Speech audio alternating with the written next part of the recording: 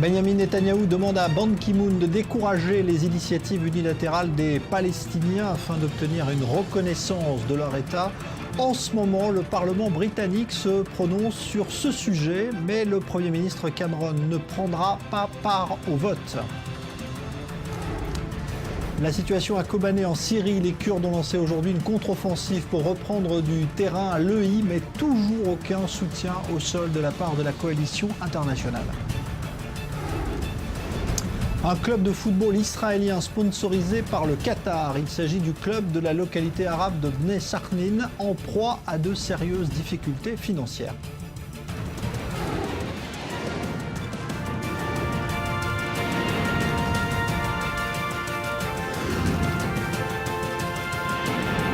Le Grand Direct, avec Jean-Charles Banou. Bonsoir à tous. On va donc commencer par évoquer cette tournée dans la région du secrétaire général de l'ONU, Ban Ki-moon. Il était ce matin dans les territoires palestiniens, puis cet après-midi à Jérusalem. On a pu mesurer une nouvelle fois qu'il y avait de sérieuses distances entre les positions du patron de l'ONU et celles du Premier ministre israélien. On va en parler. Et puis on évoquera également cette stratégie tous azimuts de l'autorité palestinienne qui cherche à obtenir la reconnaissance de son État de manière unilatérale. En ce moment, vous le voyez sur ces images, il y a un vote au Parlement britannique pour reconnaître l'État palestinien. C'est peut-être un tournant car c'est une nation européenne majeure qui va donc se prononcer pour la première fois, même s'il s'agit là encore d'une reconnaissance symbolique. On va en parler avec nos invités. Bonsoir Avi Pazner, ambassadeur d'Israël, et Daniel Haïk, bonsoir, analyste politique sur i24 News. On va évoquer donc tous ces sujets au lendemain d'une conférence internationale qui s'est tenue au Caire sur la reconstruction de Gaza. Là aussi, il y a des enseignements politiques à tirer.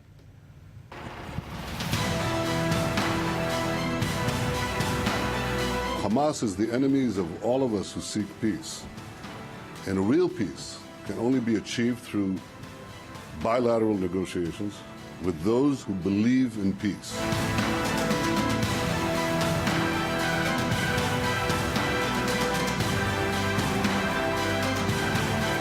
I'm very concerned about the recent announcement of plans to advance settlement in East Jerusalem, which are in clear violation of international law. Both sides need to take steps to build trust and confidence. I'm also well aware that current regional turmoil continues to pose many challenges to Israel.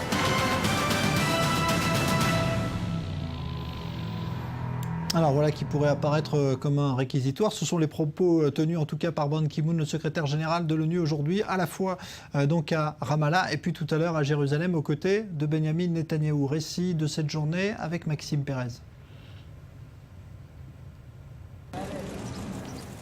Au lendemain de la conférence du Caire, Israël doit faire face aux pressions redoublées de la communauté internationale. La première charge est venue du secrétaire général de l'ONU, Ban Ki-moon, en marge de sa rencontre à Ramallah avec le Premier ministre palestinien, Rami Hamdallah. Encore une fois, je condamne fermement la poursuite de la colonisation israélienne. Je suis aussi profondément inquiet des provocations répétées sur les lieux saints de Jérusalem. Elles ne font qu'attiser les tensions et elles doivent cesser. Entre enquête sur la guerre à Gaza et critique de la politique israélienne en Cisjordanie, l'ONU pourrait bien faciliter les revendications palestiniennes. À la demande de Mahmoud Abbas, les responsables de l'OLP s'emploient depuis plusieurs semaines à rallier le soutien des États membres du Conseil de sécurité. Ramallah souhaite une résolution contraignante qui imposerait à Israël de se replier derrière les frontières de 67 dans un délai de 2 ans. D'ores et déjà, 7 pays approuveraient cette nouvelle initiative de Mahmoud Abbas, soit le minimum requis pour un vote au Conseil de sécurité. Nous sommes totalement déterminés à faire avancer l'obtention des droits de notre peuple. Cela dans le cadre d'un processus politique et des concertations au niveau international visant à mettre un terme à l'occupation israélienne des territoires du futur État palestinien avec une date butoir. Une éventualité à laquelle Israël se prépare sans céder à la panique. La contre-offensive diplomatique a été amorcée ce lundi après-midi à Jérusalem par Benjamin Netanyahou. And a real peace La paix véritable ne peut être obtenue que par des négociations bilatérales avec ceux qui croient en la paix. believe in peace. Négocier, Israël risque plus que jamais de s'y contraindre, alors que les Palestiniens semblent avoir redoré leur blason sur la scène internationale. Tandis que le Parlement britannique s'apprête à reconnaître symboliquement l'État de Palestine, la France a annoncé qu'elle accueillerait en janvier prochain une réunion du nouveau gouvernement d'unité palestinien, Fatah-Hamas. Voilà donc France, Grande-Bretagne qui s'apprête donc à recevoir ce gouvernement. On vote donc en ce moment au Parlement britannique. Avi Pazner, est-ce que cette stratégie palestinienne commence à être payante? Pour eux, absolument. Payante du point de vue de l'opinion publique internationale. Et ça vient après les images très difficiles que nous avons tous vues cet été lors de notre campagne à Gaza. Ça vient avec l'arrêt des négociations entre nous et les Palestiniens. Et donc là, Abou Mazen a décidé de lancer une offensive diplomatique. Et on peut voir les premiers résultats. On a vu les premiers résultats, c'est avec la reconnaissance un peu balbutiante de la Suède qui peut-être a fait un peu marche arrière. Le débat aujourd'hui au Parlement britannique, et ce n'est pas important quel est le résultat, le fait même qu'il y ait débat sur la question, ça c'est un acquis pour les Palestiniens. Et nous voyons par exemple l'invitation à Paris du gouvernement d'Union nationale palestinien. Il y a là une érosion en Europe surtout, parce que je ne parle pas généralement, je ne vois pas le même symptôme par exemple en Asie ou en Amérique même, en Amérique du Nord. Mais il y a la érosion en faveur des Palestiniens et Israël se doit de contrer cette érosion. Alors il y a des choses qui ne sont pas dans nos mains. Par exemple, le fait qu'il y ait eu des images difficiles de Gaza, nous le regrettons, mais c'est un fait, ça, nous ne pouvons pas le changer. Le fait qu'il y a aujourd'hui beaucoup de musulmans et d'arabes en Europe qui font pression sur leurs leaders, on ne peut pas le changer. Là où Israël peut faire quelque chose pour essayer de rebalancer ça, c'est de venir avec des initiatives politiques et diplomatiques, comme celle-là, par exemple, énoncée par le Premier ministre d'une négociation avec les pays modérés de la région dont les Palestiniens feraient part, proposition qui jusqu'à maintenant n'a pas encore suscité d'intérêt. Mais ça, ce n'est qu'une idée, Daniel, qu'une idée. On peut essayer d'autres idées. Le fait qu'il n'y ait pas aujourd'hui de négociation, qu'il n'y ait pas de processus de paix, joue contre nous. Et ça, Israël pourrait faire quelque chose pour contrer ça. Ouais. Daniel Haïk, là-dessus, la position israélienne est-elle en faiblesse aujourd'hui, justement, par cette offensive diplomatique? Écoutez, d'abord, je voudrais peut-être revenir un peu sur Ban Ki-moon. Ban Ki-moon est venu ici maintenant avec, sans avoir apparemment préparé convenablement ses leçons. Il a hier au Caire parlé de l'occupation de Gaza, alors qu'il n'y a pas d'occupation de Gaza. Je crois que c'est un narratif qui vient directement de l'ambiance qui règne à l'ONU, c'est cette ambiance anti-israélienne.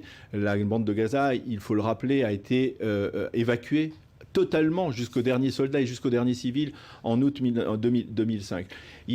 À plusieurs reprises, on a le sentiment qu'il parle de nouveaux plans de construction à Jérusalem-Est. Ce ne sont pas des nouveaux plans de construction. On a l'impression que Ban Ki-moon est totalement, il faut être indulgent envers lui, il est dans une atmosphère, dans ce palais de verre dans lequel il y a une majorité automatique anti-israélienne et il est le pur produit du narratif palestinien ou le plus produit du... Et je crois que quelque part, il ne faut pas s'émouvoir outre mesure de ce que dit Ban Ki-moon.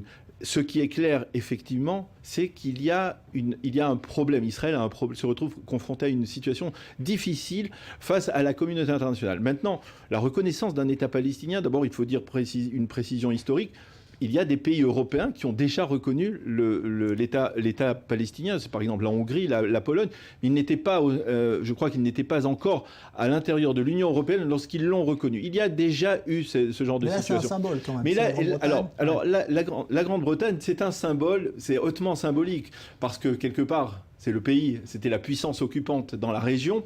C'est quelque part je traduirais ça comme une forme de manque d'humilité de la part des Britanniques. Les Britanniques qui ont tracé les frontières de ce Moyen-Orient qui est en totale ébullition aujourd'hui, qui est en totale turbulence. On voit que toutes les nations, toutes les frontières qui ont été tracées lors du traité de San Remo, de Sykes-Picot, éclatent, volent en éclats aujourd'hui. Il y a quelque part un peu d'arrogance de la part des Britanniques de venir dire, eh bien, 70 ans après, nous allons tracer les frontières d'un nouvel État, l'État palestinien, après que tout cela ait échoué. Quelque part, il y a un peu d'arrogance de la part des Britanniques, mais il est clair que cela reflète une situation difficile pour l'État d'Israël. Mais quelque part aussi, l'Europe n'a jamais été déterminante. Ce qui est déterminant, ce sont les États-Unis. Et quelque part, là, on sait que même si les Palestiniens poursuivent leur démarche unilatérale, eh bien, il y aura toujours, au bout du compte, il y aura un veto américain. Et ce veto deviendra de plus en plus solide, il risque d'être plus en plus solide, surtout au lendemain des élections du midterm aux États-Unis. Si les sondages se confirment, les résultats donnés par les sondages et qui donnent une perte du Sénat par les démocrates et le retour au pouvoir, enfin le retour d'une majorité républicaine au Sénat, il est clair que là, les républicains feront pression pour que l'administration Obama impose son veto. Et donc, toute démarche unilatérale, aucune démarche unilatérale n'aura une chance d'aboutir. Et quelque part, Israël a vécu comme cela depuis longtemps. C'est vrai, comme le dit Avi, il faut peut-être essayer d'enclencher quelque chose. Parce que le statu quo, plus personne n'en veut aujourd'hui. En tout cas, la communauté internationale ne l'accepte plus aujourd'hui. Oui, la communauté internationale, en son ensemble, n'accepte pas le status quo. Et c'est vrai que Ban Ki-moon, c'est le porte-parole de la communauté internationale. Quand il vient à Jérusalem pour parler contre les constructions, ou bien, comme il dit à Ramallah, contre les provocations sur l'esplanade du Temple. Il ne connaît pas la situation. Mais ça démontre quand même quelque chose. Parce que Ban Ki-moon, je le connais personnellement, c'est pas un ennemi. Il a beaucoup de sympathie pour Israël. Mais en sa fonction, il s'est fait le porte-parole d'une opinion mondiale qui aujourd'hui est contre Israël. Alors, je suis complètement d'accord, Daniel. Pas aujourd'hui plus qu'avant. Malheureusement, aujourd'hui plus qu'avant. Puisque c'est mon métier de peser et de voir. On a eu des moments très difficiles pendant la deuxième intifada, aussi la première. On a eu de très beaux moments. Maintenant, actuellement, c'est un moment difficile, diplomatiquement, qu'Israël est en train de passer. Mais si vous me demandez, Daniel, est-ce que ça valait la peine de faire ce que nous avons fait à Gaza contre ce qui nous arrive ici? Évidemment. On a gagné la guerre de Gaza et on le paye maintenant en monnaie diplomatique. Je crois qu'Israël a un problème, c'est que le Premier ministre Benjamin Netanyahu n'est pas du tout populaire sur la scène internationale.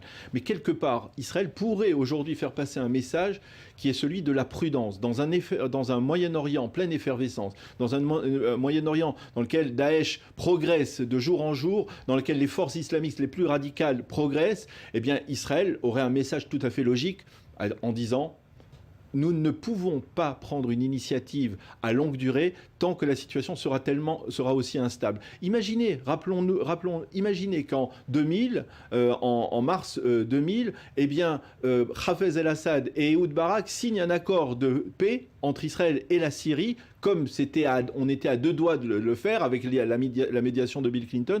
Imaginez un accord qui implique un retrait intégral de l'État d'Israël de tout le plateau du Golan et l'arrivée des forces syriennes au bord du lac de Tibériade. Imaginez ce que cela aurait donné aujourd'hui. Cela signifierait que nous aurions des forces d'Al-Qaïda, d'Al-Nosra, à quelques mètres, à quelques kilomètres de Tibériade. C'est inimaginable. Donc cette situation doit pousser Israël à beaucoup plus de vigilance et de prudence.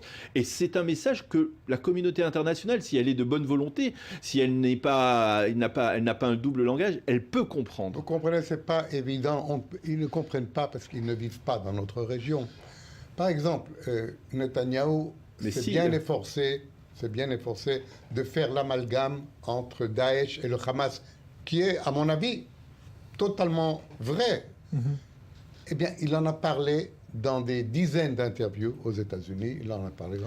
Mais ils vivent à vie, ils vont vivre dans notre région. Les Américains sont dans notre région contre leur propre gré. C'est-à-dire, l'administration Obama n'a jamais voulu s'impliquer, elle a voulu mener une politique de retrait dans la région, elle est revenue. Aujourd'hui, elle est revenue d'une manière très, mettons, très limitée, très mince. Je pense qu'elle va vite comprendre que c'est tellement mince qu'elle n'a aucun impact. Parce que, je vois déjà le jour où, par exemple, Kobani, on a vu tout à l'heure la ville de Kobani, si par malheur elle tombait aux mains de Daesh, il va y avoir dans l'opinion publique américaine des questions. Obama, qu'est-ce qu'on fait? Qu'est-ce que c'est cette intervention qui ne sert pas à grand-chose? Aérienne. Bon, alors, on a dit, on est à 2 mois des élections, il ne va pas se passer grand-chose, mais après novembre, il va se passer grand-chose. Et on a parlé du veto américain.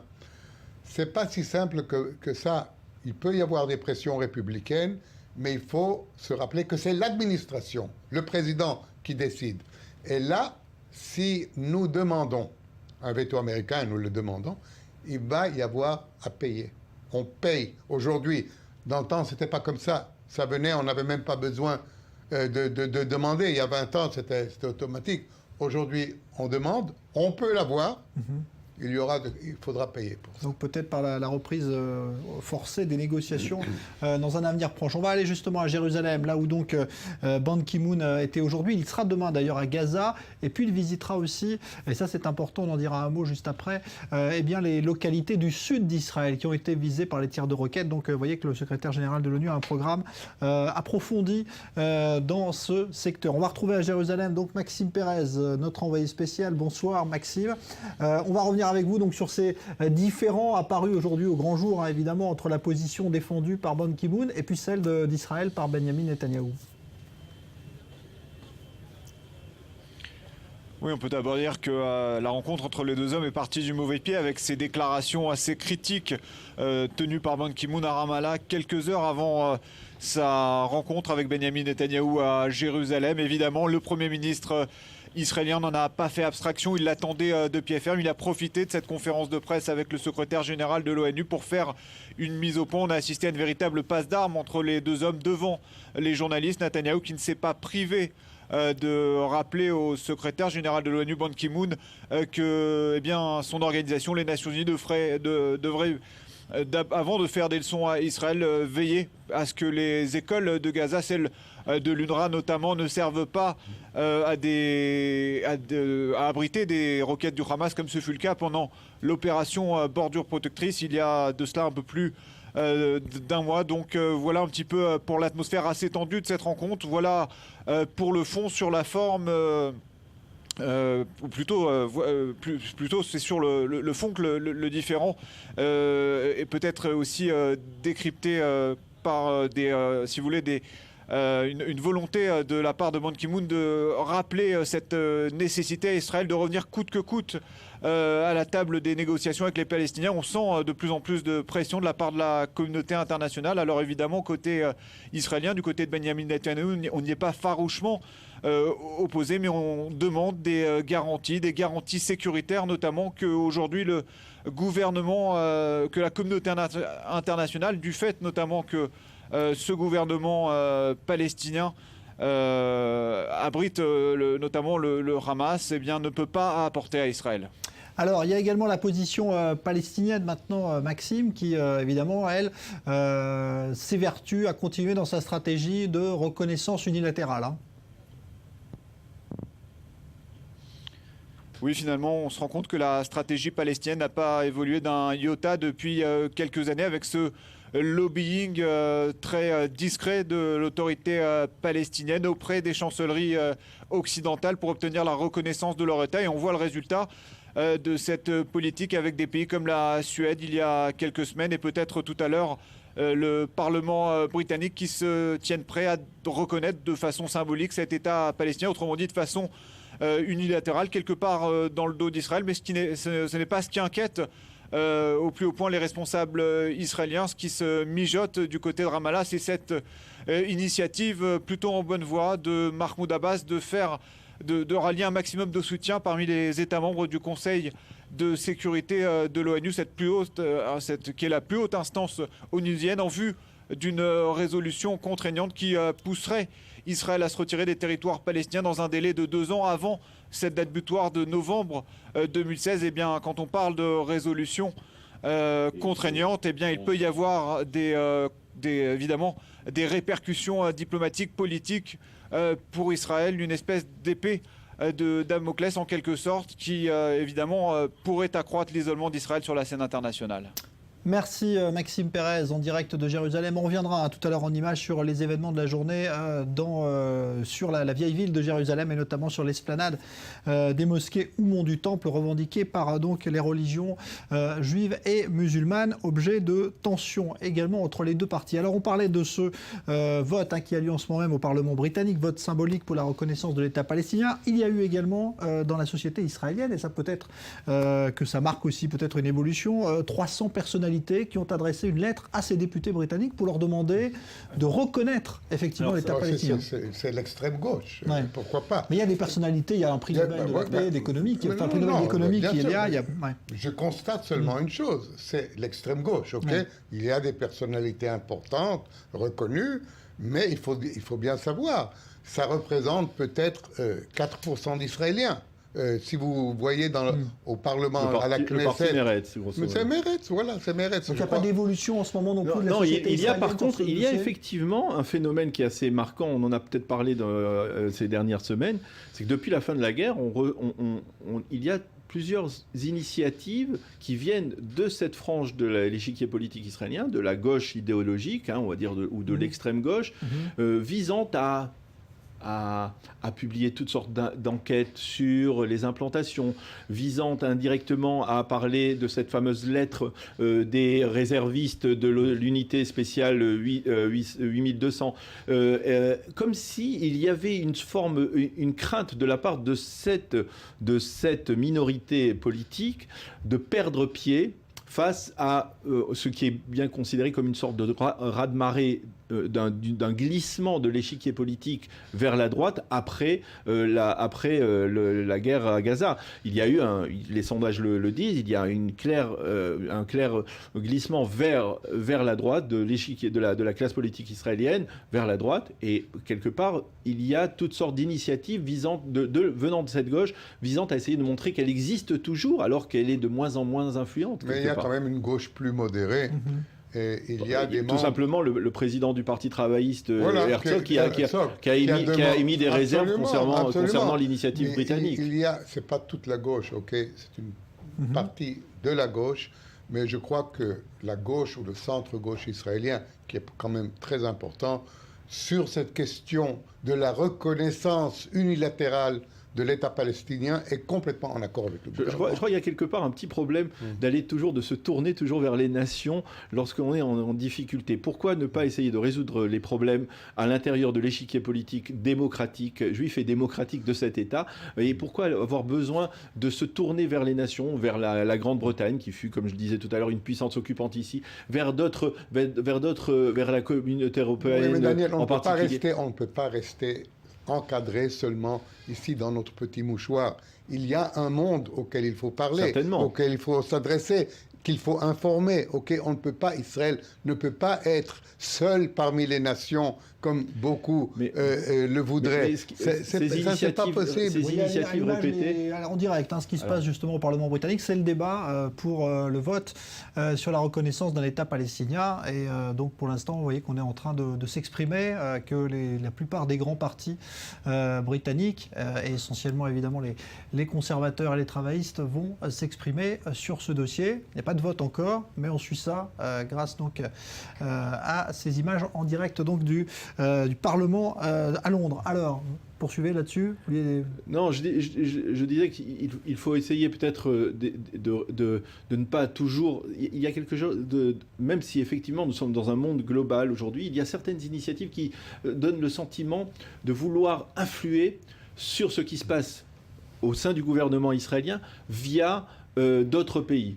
Comme par exemple, la semaine dernière, le Premier ministre Benjamin Netanyahou était à Washington. Quelques heures avant d'arriver à la Maison-Blanche, le parti La Paix Maintenant, Shalom Arshab, a diffusé une information qui était en fait une information réchauffée concernant la construction d'implantations de logements dans l'est de Jérusalem. Pourquoi ce besoin quelque part? Est-ce qu'il n'y a pas là une volonté de nuire au gouvernement israélien, tout simplement parce que la personnalité de Benjamin Netanyahou est très impopulaire dans les cercles, on va dire, des élites de la gauche israélienne. Mais Daniel, on ne peut pas éviter ça. Malheureusement, on ne peut pas éviter ça. C'est le prix de la démocratie. Okay, en fin de compte, c'est les Israéliens qui élisent leur Premier ministre.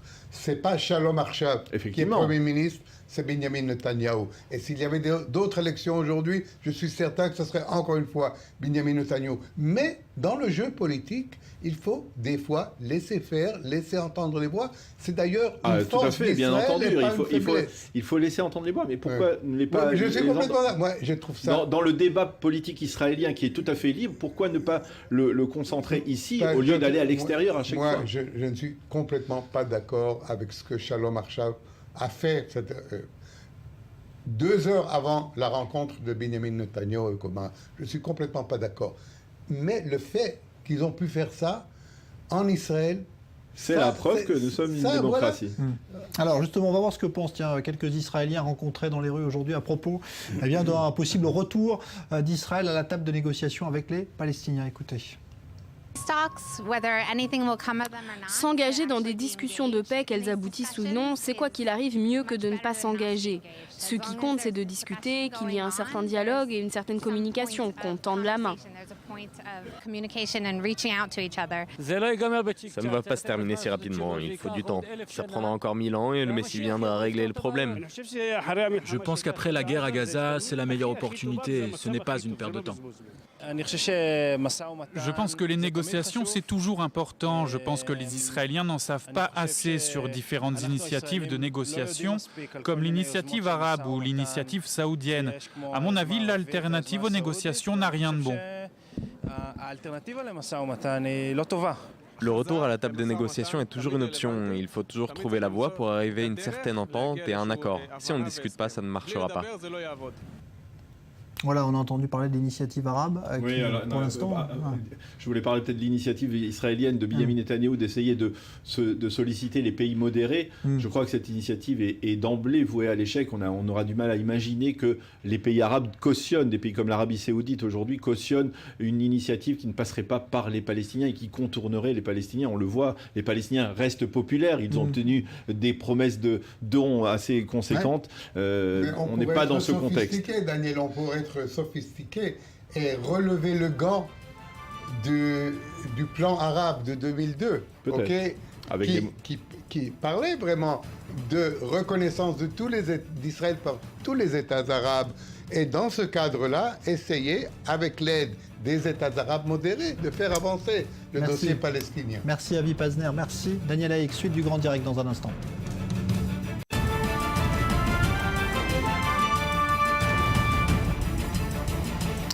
Benjamin Netanyahou demande à Ban Ki-moon de décourager les initiatives unilatérales des Palestiniens visant à obtenir une reconnaissance de leur État. En ce moment à Londres, le Parlement britannique, vous le voyez sur ces images en direct, se prononce sur une reconnaissance de l'État palestinien, mais le Premier ministre Cameron ne prendra pas part au vote. La situation à Kobané en Syrie, les Kurdes ont lancé une contre-offensive aujourd'hui pour tenter de reprendre du terrain à l'EI, mais toujours aucun soutien au sol de la part de la coalition internationale. Et puis nous vous parlerons de cette histoire d'un club de football professionnel israélien sponsorisé par le Qatar. Il s'agit du club de la localité arabe de Bnei Sachnin qui est en proie à de grandes difficultés financières.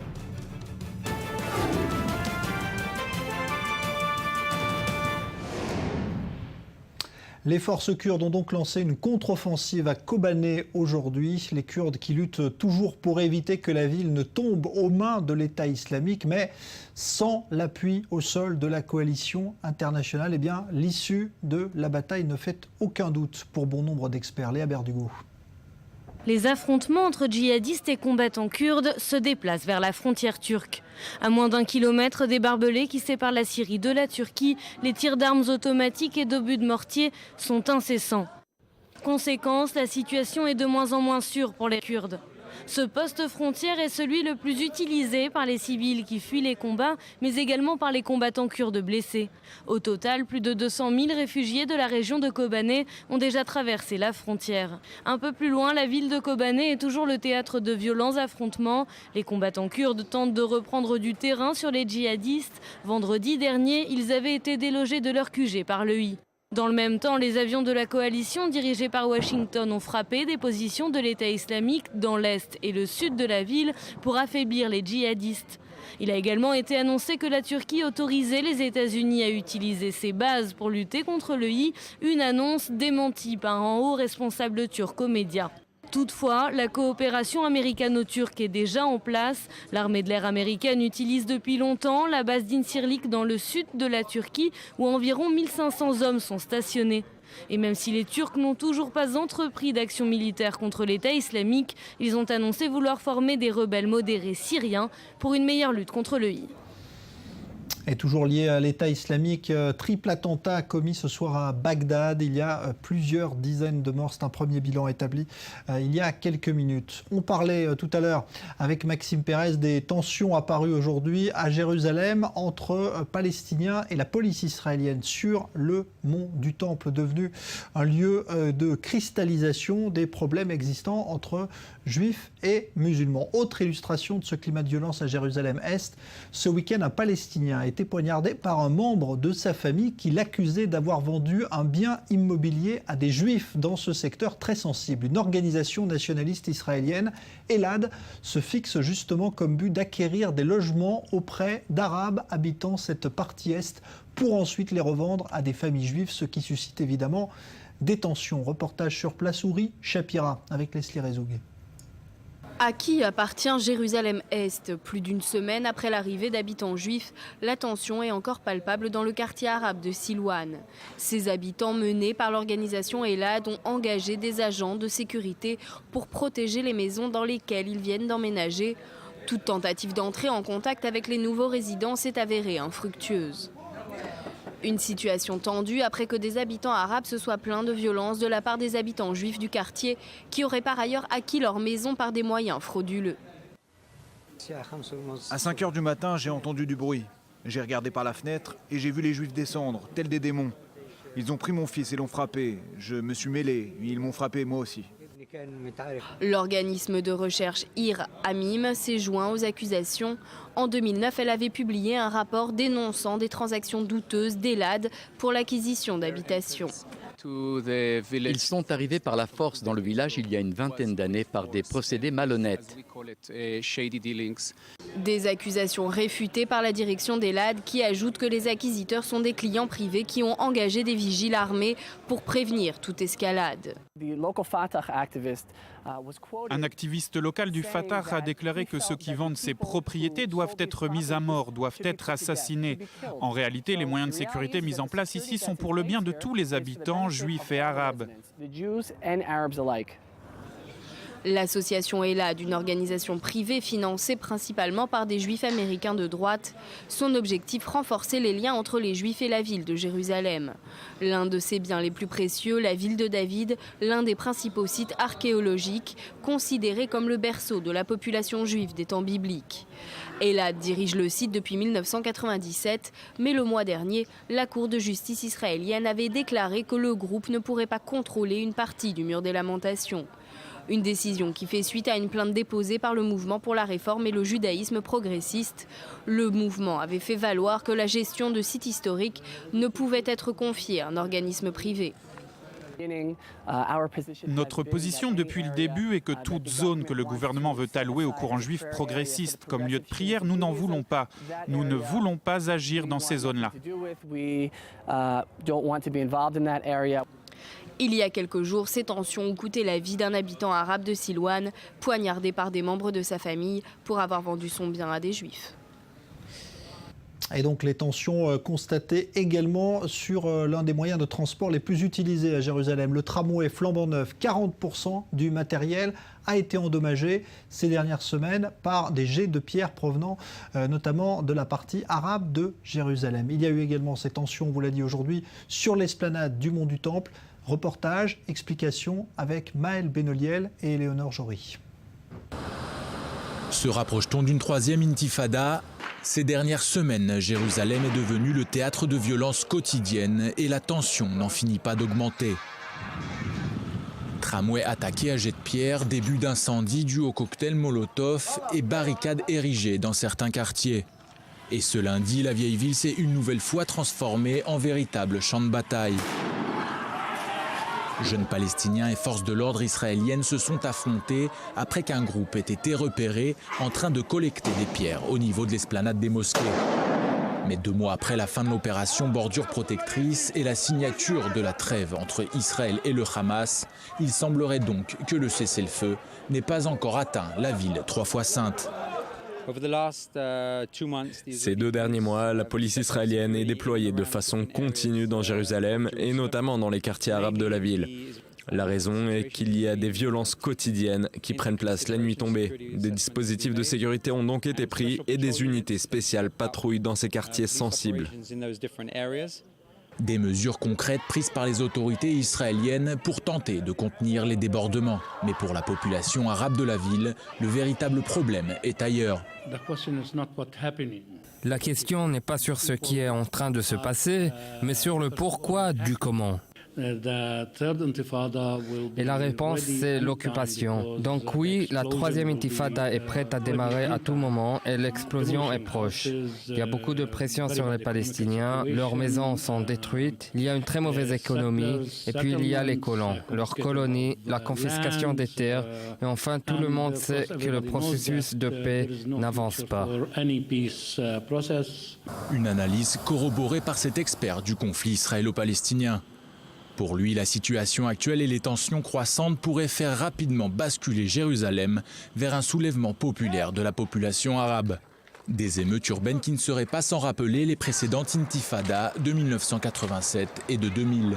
Il y a effectivement des similarités avec la première intifada où les Palestiniens protestaient de la même façon. Et il y a aussi des similitudes avec la deuxième. On constate une augmentation du niveau de désespoir, frustration et de colère chez la population palestinienne. Il y a aussi ce sondage d'opinion publique qui a été réalisé et qui montre une augmentation de plus de 50% des partisans de la violence, spécialement au sein de la jeune population. Le gouvernement israélien a récemment donné son feu vert à la construction de quelques milliers de nouveaux logements dans Jérusalem-Est pour la population juive. Une initiative déjà fermement condamnée par le secrétaire général de l'ONU, Ban Ki-moon, au premier jour de sa visite dans la région. Et cette décision politique pourrait une fois de plus mettre le feu aux poudres sur le terrain entre les différentes communautés de Jérusalem. Alors, on va retrouver de nouveau à Jérusalem notre envoyé spécial Maxime Pérez. On a entendu ces propos de Ban Ki-moon aujourd'hui, Maxime, qui dénonce les provocations sur les lieux saints. Quelle est la situation ce soir? Est-ce que le calme est revenu? Oui, le calme est revenu à Jérusalem, notamment dans la vieille ville et autour de ce mont du Temple, l'esplanade des mosquées pour les Palestiniens qui a été la cible, le théâtre d'affrontements assez fréquents ces dernières semaines. Notamment ce matin. Évidemment, la police israélienne s'inquiète de la multiplication de ces incidents qui sont très difficiles à prévenir parce qu'il est tout simplement impossible de maintenir hermétiquement fermé ce mont du Temple qui est un lieu de prière massivement investi par les fidèles musulmans et palestiniens chaque matin et évidemment qui doit également être utilisé par les fidèles juifs qui, je vous le rappelle, considèrent ce lieu comme le premier lieu saint du judaïsme. Donc c'est un vrai casse-tête pour les autorités, et notamment en cette période de vacances, de fêtes juives. Nous sommes en plein Sukkot et il y a beaucoup de visiteurs, beaucoup de touristes, de familles qui circulent, qui viennent visiter la vieille ville de Jérusalem. Donc les tensions sont maximales et évidemment on peut supposer, comme l'a dit tout à l'heure Benjamin Netanyahou, que la présence du secrétaire d'État, du secrétaire général de l'ONU, Ban Ki-moon, n'est pas tout à fait étranger à cette flambée de violence dans la vieille ville. Merci Maxime Pérez en direct donc de Jérusalem. L'épidémie liée au virus Ebola à présent et l'Afrique est confrontée à une difficulté supplémentaire. Au Libéria, l'un des pays les plus touchés, le personnel médical s'est mis en grève pour dénoncer les conditions sanitaires et les risques auxquels il est exposé face à ce virus. Leslie Rezoug. Les personnels de santé crient leur colère. Au Libéria, ils dénoncent le manque de moyens et le gel des versements des primes de risque. Car les soignants paient un lourd tribut. Dans ce pays d'Afrique, on recense déjà 395 cas d'Ebola et 216 décès parmi le personnel médical. Un mouvement de grève rejoint par les soignants en Grande-Bretagne. Alors que l'on craint une propagation de l'épidémie en Europe, les mesures de sécurité ont été renforcées dans le pays. Ce lundi, des ambulances et des médecins en combinaison de protection vont être envoyés au domicile des personnes soupçonnées d'avoir contracté le virus. Le but, empêcher qu'un patient infecté ne se rende à l'hôpital et y contamine d'autres personnes. Car dans les pays développés, les cas d'Ebola n'en finissent pas d'augmenter. Après une infirmière en Espagne, les États-Unis ont fait état de nouveaux cas. Dimanche, un homme a également été admis dans un hôpital de Boston. Il présente les premiers signes de la maladie, mais le personnel de santé tâche de rester confiant. Nous mettons en œuvre le plan que nous avions mis en place il y a plusieurs mois maintenant. Nous avons bon espoir qu'il fonctionne afin de pouvoir protéger nos patients et notre personnel. Afin de rassurer les Européens, les ministres de la Santé de l'Union devraient participer ce jeudi à Bruxelles à une réunion technique sur un éventuel renforcement des contrôles des voyageurs en provenance des pays africains touchés par Ebola. Malgré ces mesures potentielles, l'Organisation mondiale de la santé ne préconise pas encore la mise en place d'un dépistage systématique du virus Ebola parmi les voyageurs en provenance de ces pays. À Hong Kong, la situation reste encore chaotique dans la rue où des manifestants continuent d'occuper le terrain alors que des habitants excédés ont tenté de les faire déloger de force aujourd'hui. La police, elle aussi, a dû intervenir. Joseph Emmanuel. Les barricades tombent à Hong Kong, mais des manifestants pro-démocratie restent. Ils ont bravé la tutelle chinoise pendant 2 semaines et les plus décidés continuent d'exiger une libre élection du prochain chef de l'exécutif hongkongais. Mais ces affrontements se passent dans une violence inhabituelle. Des dizaines d'hommes masqués ont fait irruption pour démanteler les barrages mis en place par les étudiants revendicateurs. Critiqués pour avoir fait usage de gaz lacrymogène face à de jeunes pacifiques au commencement du mouvement, la police, discrète ces derniers jours, s'est tout de même imposée entre les deux groupes avant que les assaillants ne disparaissent. Il répondait ainsi à des consignes strictes du chef de l'exécutif de Hong Kong, soucieux d'éteindre le mouvement revendicatif sans atteindre de point de non-retour. Un exercice d'équilibriste entre un gouvernement chinois craignant une contagion revendicative et des manifestants qui réclamaient plus que tout sa démission. Je ne démissionnerai pas et je n'ai pas besoin de le faire. En fait, je partage l'avis de la plupart des citoyens que nous pouvons faire avancer le suffrage universel pour les élections du chef de l'exécutif de 2017 dans le respect de la loi fondamentale de Hong Kong et des décisions du comité permanent de l'Assemblée nationale populaire. C'est une mission très importante. Les blocages en place depuis le 28 septembre ont fortement perturbé l'activité à Hong Kong ainsi que la vie quotidienne de plus de 7 millions d'habitants. Une chance pour les autorités chinoises, désormais en position de force. Une amorce de dialogue entre les organisations étudiantes et le gouvernement a échoué la semaine dernière, aggravant l'impasse et les risques de dérapage. Face aux défis démocratiques, la réponse de Pékin a été l'arrestation ces derniers jours de dizaines de personnes soupçonnées d'avoir apporté leur soutien à ce que l'histoire retiendra désormais comme le mouvement des parapluies. En Afrique du Sud, l'athlète handicapé Oscar Pistorius est revenu au tribunal de Pretoria aujourd'hui pour entendre la sentence que lui réserve la justice. Reconnu coupable d'homicide involontaire après avoir tiré sur sa petite amie, Pistorius risque maintenant une peine qui peut être soit de la prison ferme, soit un simple travail d'intérêt général. Julia Ganancia. Oscar Pistorius de retour ce matin au tribunal. Dans un verdict choc rendu le 12 septembre, la juge Masipa avait conclu qu'il n'était pas coupable de meurtre mais d'imprudence.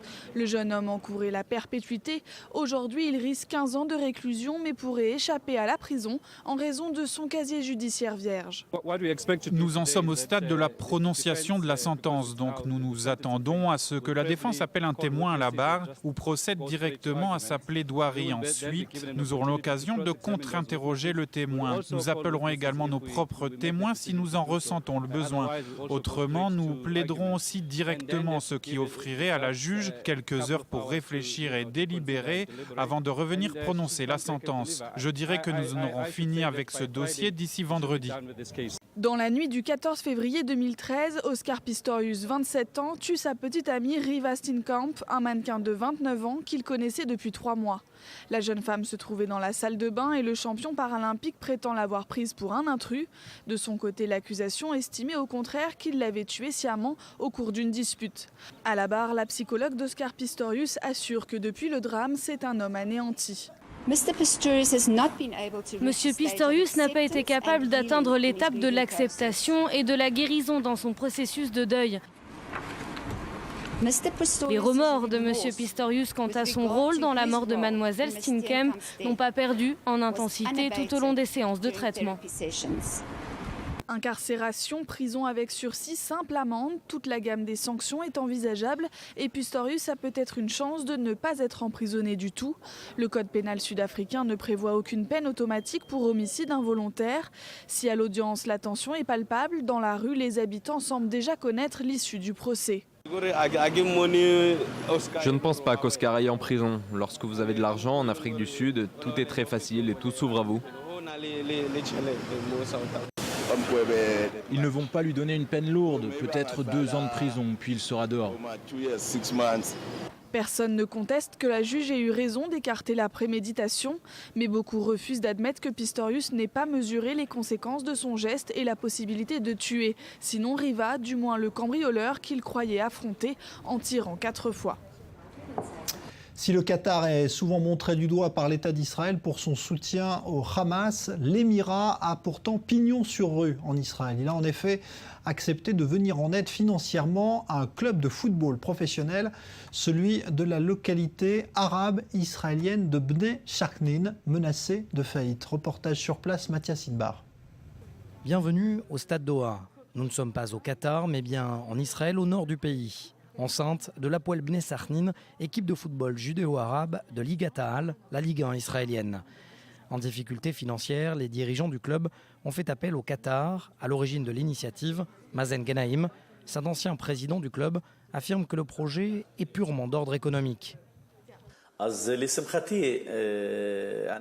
À ma grande joie, l'émir du Qatar a répondu officiellement à notre demande.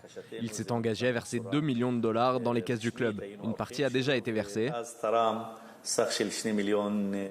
Et je suis persuadé qu'il respectera ses engagements. Si le Qatar me propose de verser 8 millions de shekels et de sauver l'équipe, je serai fou de refuser.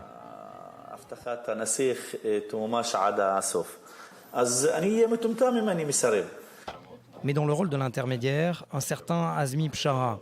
En fuite au Qatar, cet ancien député arabe israélien est soupçonné d'avoir transmis des informations au Hezbollah dans les années 2000. Khaled Kassoum était présent au moment de la rencontre.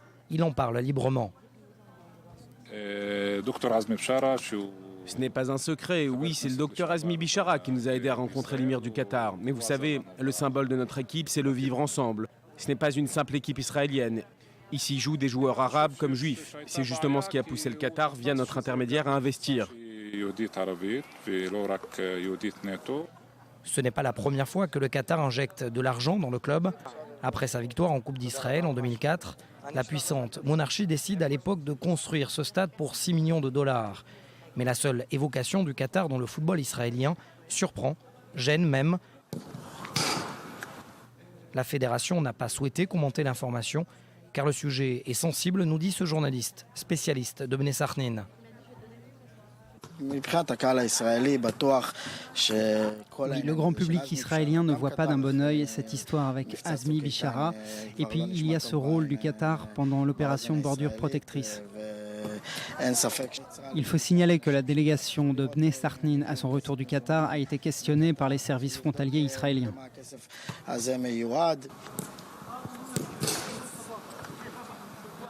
En difficulté financière, le club de Bnei Sakhnin tente d'équilibrer son budget en Ligat Ha'al, la Ligue 1 israélienne. Et les dirigeants du club l'assurent, l'argent n'a pas de couleur politique, même en provenance du Qatar. Et justement, ça nous amène à l'économie.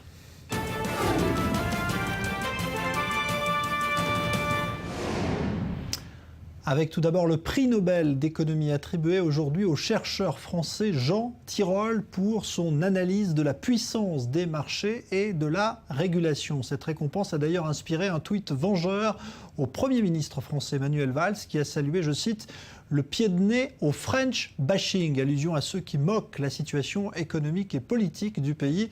Eh bien, écoutez à ce propos, justement, le nouveau prix Nobel dans l'école qu'il dirige à Toulouse.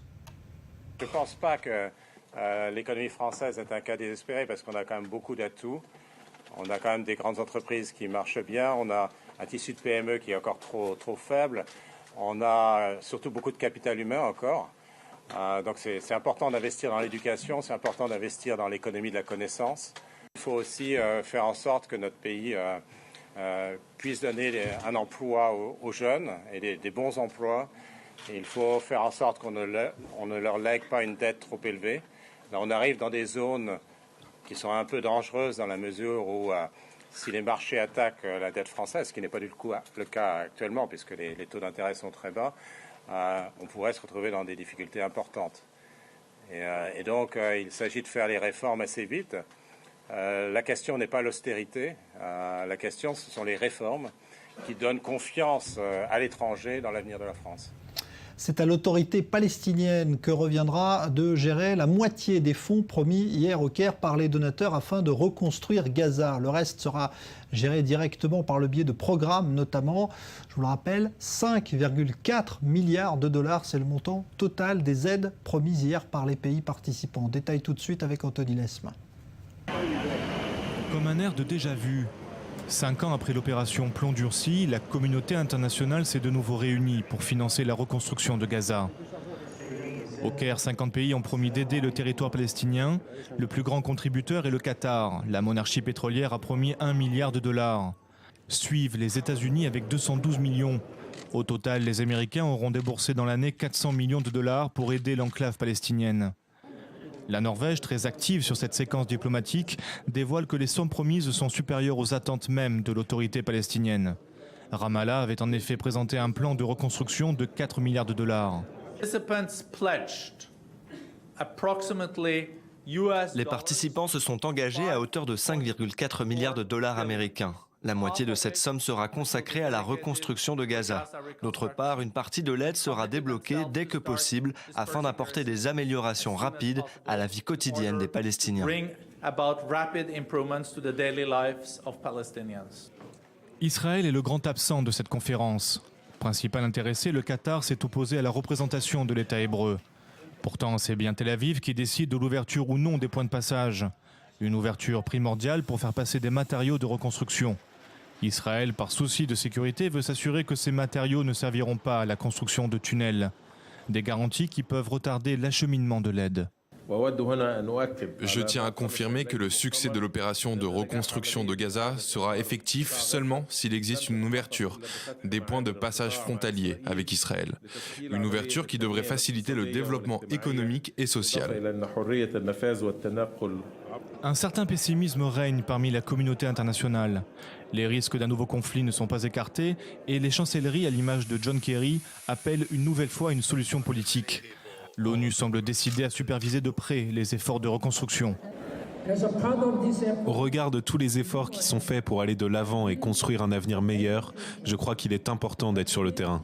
C'est pourquoi j'annonce aujourd'hui que je vais me rendre à Gaza mardi pour écouter directement les habitants, évaluer la situation de mon point de vue et contribuer à faire avancer nos efforts de reconstruction.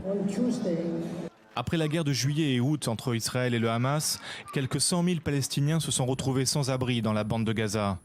Le PIB devrait diminuer de 20% au cours des 9 premiers mois de 2014 par rapport à 2013. Allez, on termine avec l'actualité sportive.